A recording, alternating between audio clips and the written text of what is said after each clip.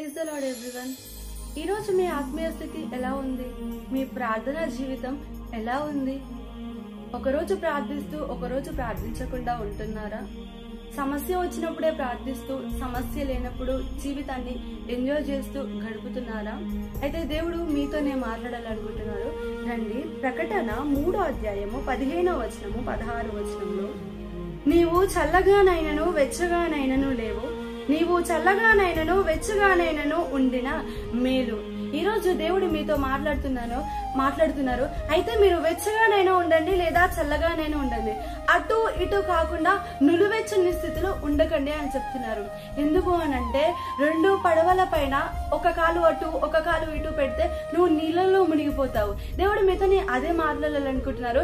అయితే మీరు ఒకటి ఎంచుకోండి లేదా ఇటు ఎంచుకోండి, అయితే కుడికి ఎంచుకోండి లేదా ఎడమకు ఎంచుకోండి, కానీ అటు ఇటు కాకుండా మధ్యలో ఒక దారిలో వెళ్ళకండి అని మాట్లాడుతున్నారు దేవుడు ఈ రోజు. మీకు సమస్య వచ్చినప్పుడు ఒకలాగున, రానప్పుడు ఒకలాగున ఉండకండి. ఎందుకంటే మీకు వచ్చినప్పుడు మీరు దేవుని వెంబడిస్తున్నారు, మీరు ఆయనను ఆశ్రయిస్తున్నారు కాబట్టి మీకు మంచి చెడు అనే జ్ఞానము వస్తుంది. దీన్ని బట్టి మీరు గ్రహించుకొని ఉండాలి. దేవుడు ఈరోజు మాట్లాడుతున్నారు, మీ స్థితి ఎలా ఉంది? మీరు చల్లగా ఉన్నారా లేదా వెచ్చగా ఉన్నారా, లేదా అటు ఇటు కాకుండా నులువెచ్చని స్థితిలో ఉన్నారా?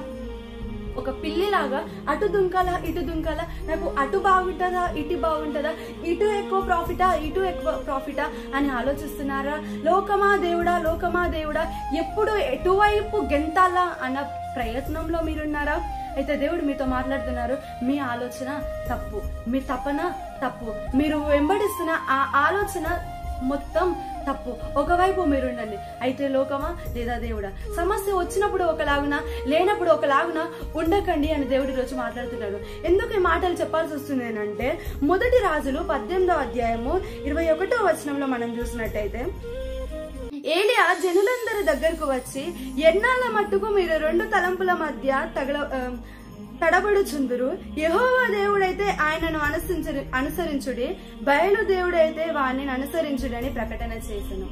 ఈ మాటలు మనం గమనించినట్టయితే, ఆ రోజు ఒక బలిని పెట్టి అగ్ని ఏ దేవుడు కురిపిస్తాడు అని అక్కడ ప్రజలు ఎదురు చూస్తున్నాడు.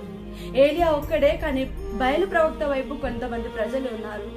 వాళ్ళందరూ ఒకే వైపు ఉండి ప్రార్థిస్తున్నారు, కేకలు వేస్తున్నారు, కానీ అగ్ని కురవలేదు. ఈ ప్రజలందరూ రెండు తలంపుల మధ్య ఉంటున్నారు, రెండు ఆలోచన మధ్యలో ఉంటున్నారు. అప్పుడు ఏలి అంటున్నారు, అయ్యో ప్రజలారా, ఎన్ని రోజులు ఈ తలంపుల మధ్యలో ఉంటారు, ఎన్ని రోజులు ఈ రెండు నడవడికలు మీరు నడుస్తారు? అయితే అటు ఉండండి లేదా ఇటు ఉండండి, అయితే బయలుని నమ్ముకోండి లేదా ఏలియా దేవుని నమ్ముకోండి అని అంటున్నారు.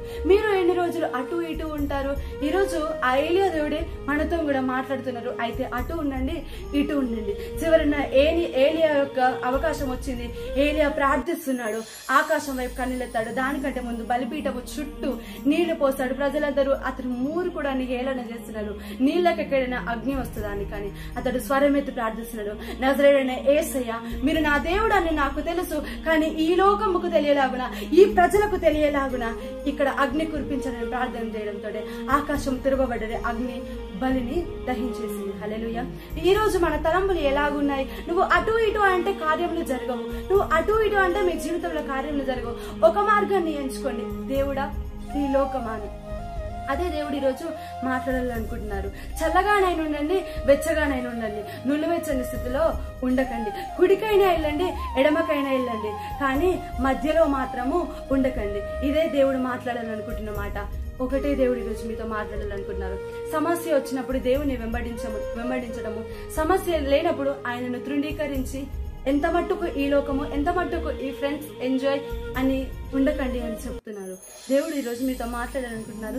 చల్లగా ఉండండి, వెచ్చగా ఉండండి. ఎందుకు పదే పదే ఈ మాట చెప్పాల్సి వస్తుందంటే, మీరు ఆయనను వెంబడించినప్పుడు మీకు మంచి చెడులు తెలుస్తాయి. అందుకనే యాకోబులో మనకు ఒక మాట ఉంటుంది, వాక్యము వినేవాళ్ళు మోసపోయినట్టే. ఎందుకంటే వాక్యము విని నీ జీవితంలో దాన్ని అలవరుచుకోకపోతే మనము మోసపోయినట్టు. నువ్వు దేవుని దగ్గరికి నీ కష్టం ఉన్నప్పుడు వచ్చినప్పుడు నీకు మంచి చెడులు తెలుస్తాయి. కాబట్టి నువ్వు ఆయనను విడిచిపెట్టి వెళ్ళినప్పుడు నీ పాపము పెరుగుతుంది. ఇది జాగ్రత్త పెట్టుకొని చల్లగా అయిన ఉండండి, వెచ్చగా అయిన ఉండండి, కుడికి అయినా ఉండండి, ఎడమకైనా ఉండండి, కానీ మధ్యలో ఉండకండి. ఆ ఓడపైన ఒక కాలు ఈ ఓడపైన ఒక కాలు వేసి మీ నావను మీరు సాగించాలని అనుకుంటే మధ్యలో మునిగిపోతారు. ఆ రీతిగా ఉండకుండా ఒకే వైపు మీ మార్గాన్ని ఎంచుకొని క్రీస్తుని వెంబడించండి. ఇది చిన్న వాక్యం. దేవుడు దీవించి ఆశీర్వదించును గాక. ఆమేన్.